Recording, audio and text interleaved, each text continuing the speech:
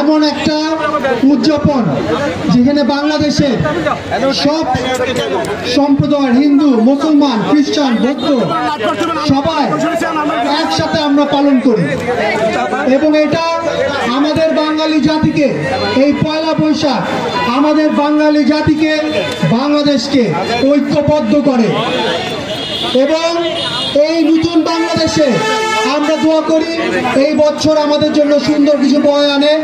আপনাদের সবাইকে অনেক শুভেচ্ছা এবং অভিনন্দন। সবাইকে ধন্যবাদ আপনারা এসেছেন। আপনারা অবশ্যই আমাদের সাথে বাংলার ঐতিহ্য আমরা এখন একটু পরে পান করব, আমাদের পান্তা ভাত এবং ইলিশ পাতা ইনশাআল্লাহ।